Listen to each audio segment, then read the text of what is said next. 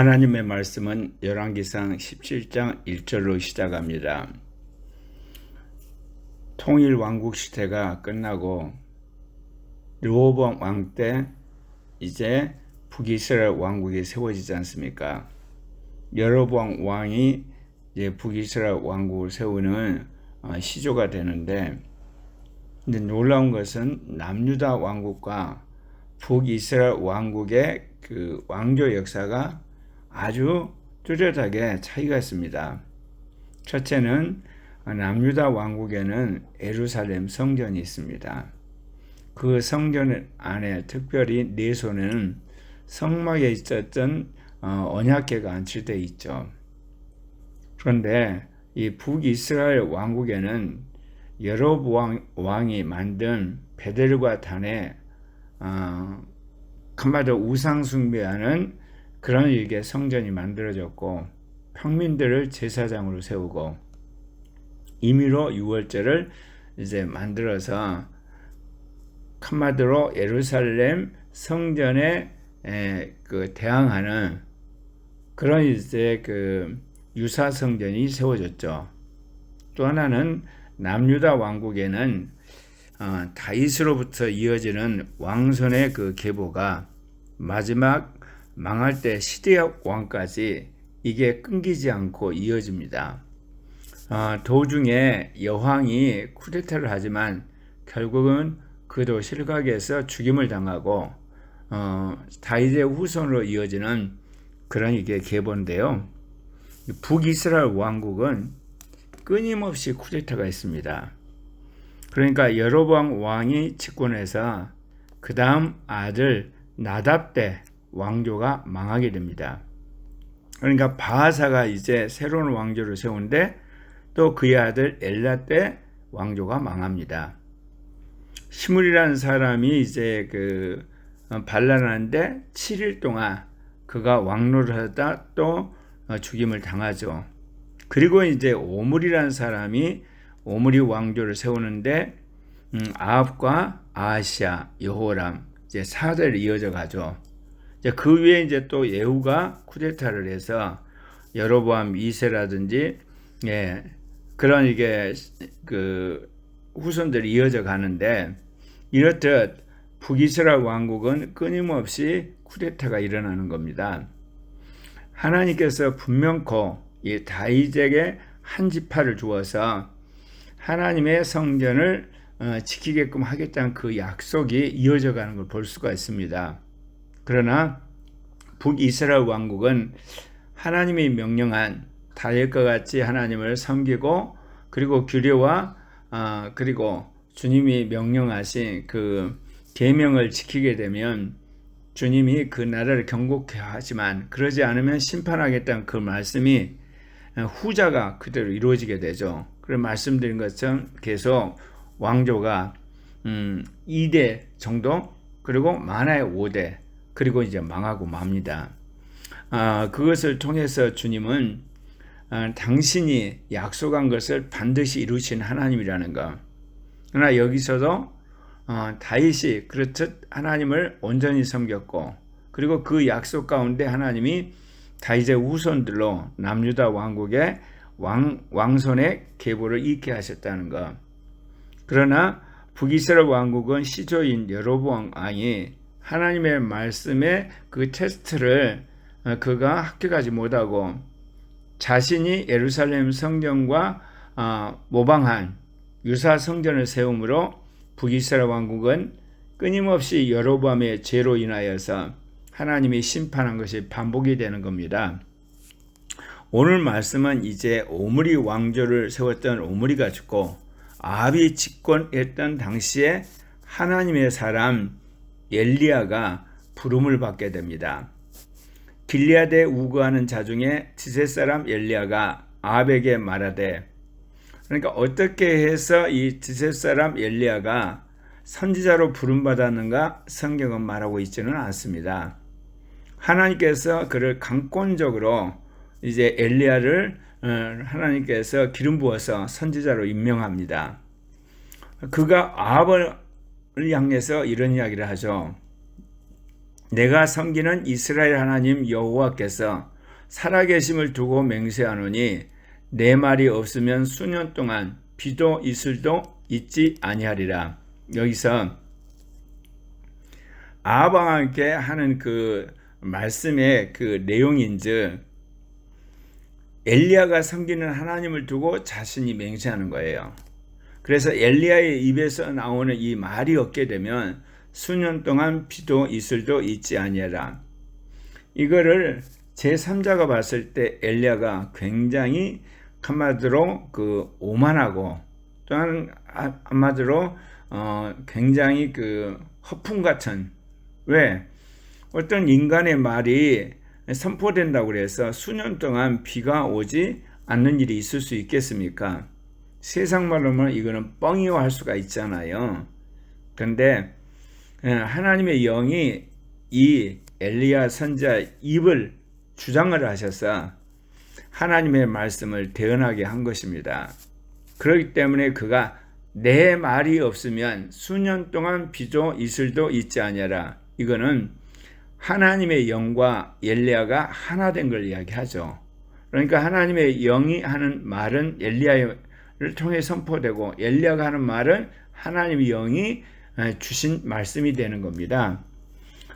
우리가 성령의 역사를 이해하는 데 있어서 구약의 선지자들의 역할과 신약의 은사자의 역할을 우리가 구분을 잘해야 됩니다. 왜 그러냐면 구약에서 이 선지자들, 특별히 모세 이후에 등장해서 이스라엘의 왕조 시대와 그리고 왕조 시대가 망하고 이제 바빌론 포로에서 돌아오게 되고 마지막 말라기 선지자까지 이스라엘 선지자들의 가장 관심사는 이스라엘 왕국을 보존하는 거죠. 그래서 예언에서 가장 중요한 대상이 남유다 왕과 북이스라엘 왕에 대한 하나님의 말씀이었습니다. 아울러서 백성들을 향해서도 우상 숭배하지 않고 또 하나님이 주신 계명대로 살라는 말씀을 전한 것은 말할 필요가 없습니다. 그리고 나서 이제 이 왕조가 이제 그 힘을 잃고 망해가는 그런 이제 막바지에 들어서는 남유다 왕국의 멸망, 북이스라엘 왕국 멸망에 대한 예언이 주를 이루죠. 그리고 나서 이제 남유다 왕국만 남았을 때는 이제 남유다 왕국은 망하지만 70년 후에 돌아온다고 하는 이제 복귀에 대한 또 예언이 나와요.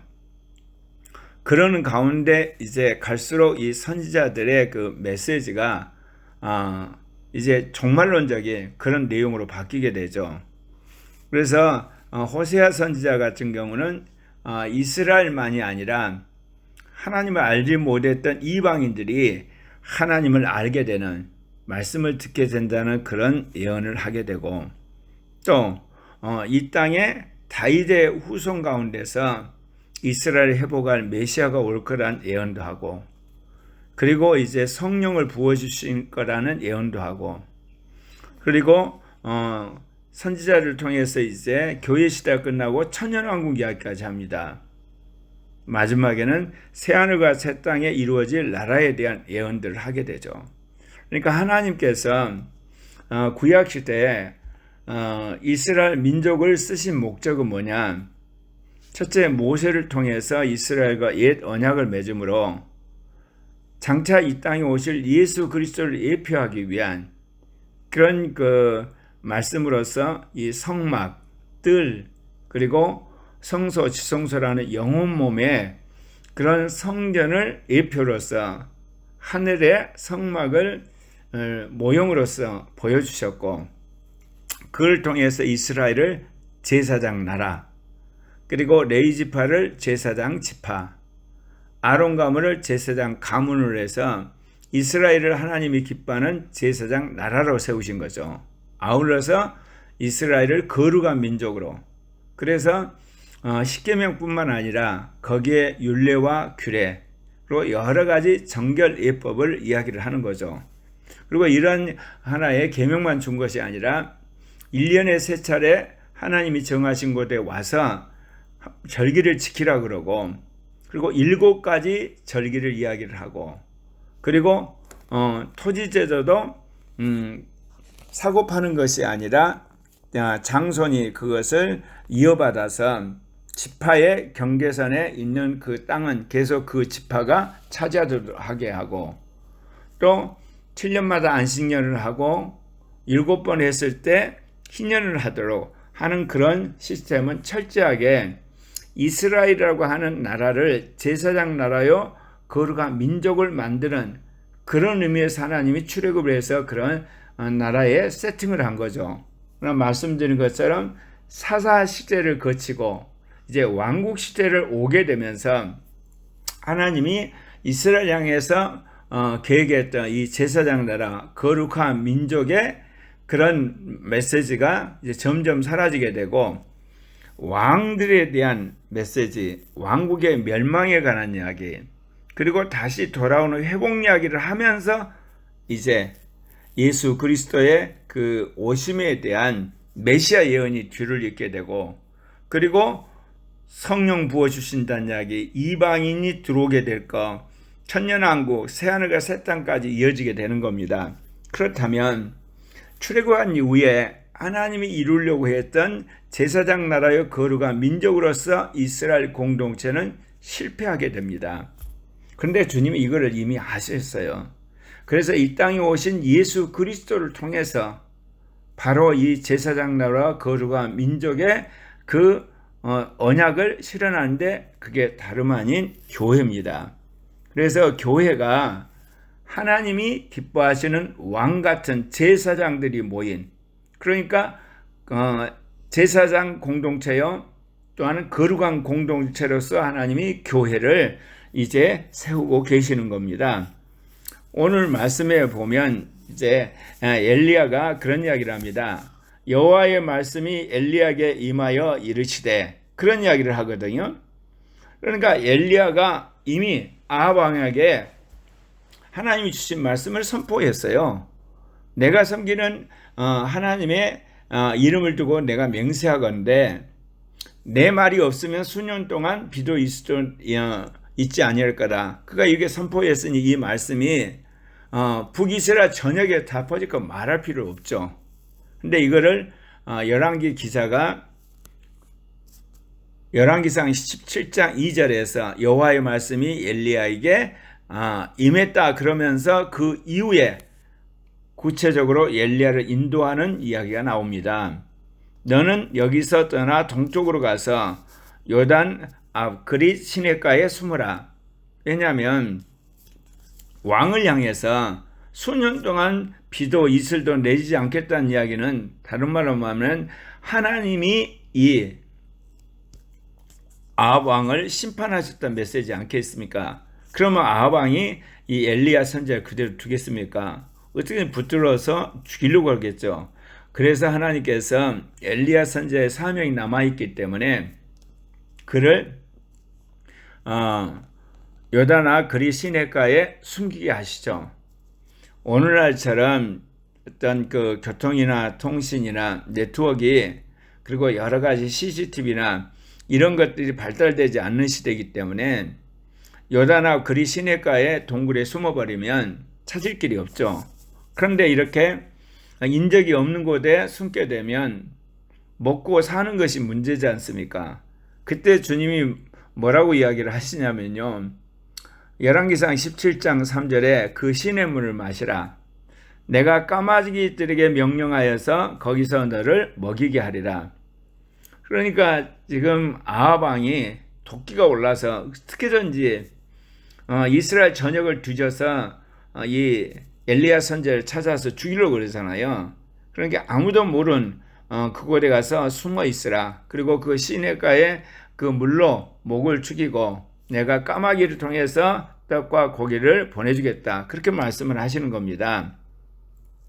그러니까 엘리야 선지자가 하나님의 명령에 따라서 여호와의 말씀에 순종해 가지고 곧 가서 요단아 그리 시냇가에 이제 숨어 있어요. 놀랍게도 하나님 말씀하신 대로 까마귀들이 아침에 떡과 고기를 물어오는 거예요. 정말 하나님의 초자연적 역사죠. 까마귀들이 그걸 물고 와서 엘리야 앞에 떨어뜨리고 하면 엘리야가 그걸 먹고, 또 저녁이 되면 떡과 고기를 또 물고 와서 거기에다 떨어뜨리니까 그걸 먹고, 그리고 그가 시냇물을 이제 마시면서 숨어 있었습니다. 그런데 엘리야 선지자가 예언한 것처럼 수년 동안 비와 이슬이 내리지 않는다 그랬잖아요. 그러니까 엘리야가 숨어있던 이곳도 이제 가뭄이 들게 되니까 시내가 말라버리는 거예요. 그래서 도저히 엘리야가 숨어 있을 수가 없죠. 그러니까 여호와의 말씀이 또 엘리야에게 임하여서 그가 시돈 지역으로 가라고 주님 말씀하시는 겁니다. 저는 무엇보다도 이 구약시대 하나님께서 선지자를 세우시면 특별히 왕권이 강화될 때 이들이 하나님의 말씀을 벗어나서 우상 숭배하게 되고, 그리고 백성 전체를 그런 집단적으로 죄를 짓게 하는 것을 막기 위해서 선지자를 세웠다는 겁니다. 그래서 모세가 준 그 율법에 따라서 하나님을 섬기지 않는 왕들을 향하여서 선지자들이 목숨을 걸고 여호와께 돌아오라고 외쳤고, 그리 아니하게 되면 하나님이 심판한다는 그런 메시지를 전했습니다. 그런데 이때 이 선지자들의 말씀을 전할 때 선지자들이 한 예언이 이루어질 때 그는 참 선지자고, 이루어지지 않으면 거짓 선지자였어요. 그러니까 선지자와 하나님의 일체가 되고, 또한 하나님은 이스라엘 공동체를 정치, 경제, 문화, 종교 모든 영역에서 하나님이 직할 통치하는 그런 어떤 그 민족으로 주님이 간주하셔서 선지자들에게 이 말씀을 전파하게 하신 거죠. 그러나 예수 그리스도가 오시고 이 땅에 교회가 세워질 때는 교회는 종교 단체예요. 종교적인 공동체지 이 교회가 정치라든지 경제라든지 군사라든지 그다음에 외교라든지 교육이라든지 이 과학을 직접 한마디로 주관하는 공동체는 아니다, 그 이야기입니다. 훗날 AD 313년에 기독교가 공인이 되고 나중에 이제 국교가 되면서 기독교가 정치, 경제, 문화, 사회, 교육, 국방 모든 영역에 영향력은 끼쳤지만 여전히 교회는 종교단체라는 겁니다. 그런 의미에서 구약과 신약의 하나님의 영의 역사는 확실히 다릅니다. 구약의 선지자들은 토탈, 그러니까 정치, 종교, 경제, 사회, 국방, 외교 모든 분야에 거쳐서 하나님 말씀을 대언을 했고, 그 말씀이 이루어지지 않는 자는 거짓 선지자 그랬어요. 신약 시대 하나님이 주시는 그 모든 말씀의 핵심은 교회에게 있어요. 그러나 물론 하나님께서 이제 늦은 비성령 시대는 이 복음이 유럽뿐만 아니라 북미와 남미, 오세아니아, 이제 아프리카, 그리고 또 이 아시아에 들어오게 되면서 주님의 재림이 가까웠기 때문에 다시금 주님께서 늦은 비성령 시대에 하나님의 사도나 이 선지자 같은 그런 기름 부음을 받은 은사자들에게 주님이 정치적인 그리고 경제 또는 외교, 국방, 그 다음에 교육, 과학 이런 부분에 대해서 주님이 말씀을 전하게 하세요. 그러나 그 말씀을 전하게 하는 그 핵심은 교회를 세우고 교회를 확장시키고 교회를 강건하게 하는 데 있는 겁니다.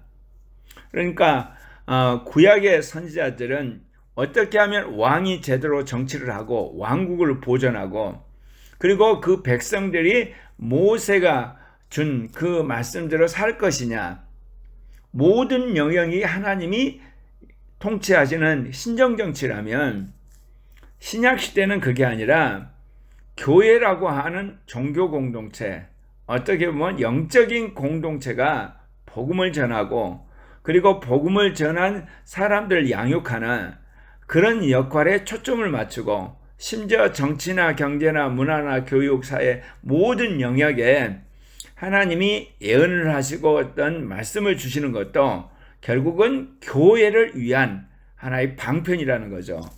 그러니까 늦은비 성령 시대 성령이 물붓이 부어지지만 그 목적은 국가를 보존하는 데 있지 않습니다.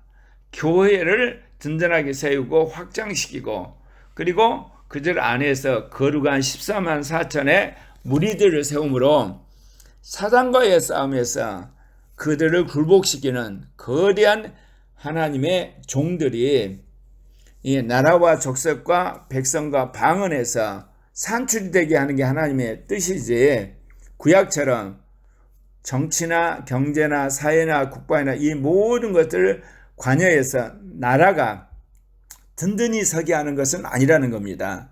그래서 신약시대에 철저하게 모든 포커스는 교회가 있습니다. 그래서 교회가 하늘에 이루어지는 하나님의 나라가 성령 안에서 임재하는 것, 이게 바로 교회입니다. 그래서 그리스도인들의 모든 삶은 교회에 있지만, 그러나 이 교회가 전 세계에 뻗어나가는 데 필요한 것이 정치적 수단이고 경제적 수단이고 그 다음에 문화적인, 군사적인, 그리고 또 교육, 과학적인, 스포츠, 그런 예술, 이런 수단을 통해서 주님이 교회를 든든하게 세우고 교회를 확장시킨다는 그런 의미에서 우리가 구약에서 모든 영역, 왕국 전체에 대해서 선지자들의 말씀을 받아 전하는 것과 신약시대 교회를 융성하기 위해서 모든 분야에 대한 주님이 말씀을 주시는 것에 분명한 차이가 있다는 걸 여러분 기억하시고, 특별히 오늘 엘리야가 하나님의 말씀을 받아서 그렇게 대언을 했다는 겁니다. 그래서 그 엘리야의 말대로 수년 동안 비도 오지 않고 이슬도 오지 않는, 나중에 엘리야가 이제 기도하니까 다시금 비가 내리는 그런 놀라운 하나님의 강권적인 기름 부음 속에 사역을 했고, 신약시대는 모든 사람이 성령을 받았기 때문에 그 성령의 음성을 분별을 해서 그 중에 가장 하나님이 기뻐하는 것을 공동체가 선택해서 사역을 해야 되는 겁니다. 그러니까 목사한 사람이 받은 말씀이 전부가 아니고 공동체가 다 성령을 받았기 때문에 공동체가 분별해서 함께 주의 말씀에 순종하는, 그것도 교회 중심적인, 그리고 교회를 살리기 위한 그런 의미의 예언이라는 겁니다. 심지어 정치나 경제, 사회나 국방이나 모든 영역에서 늦은비 성령 시대에 주님이 직접 성령을 통해 말씀을 하시지만 초점은 교회를 살리는 데 있다는 걸 꼭 기억하시길 바랍니다. 기도하십시다.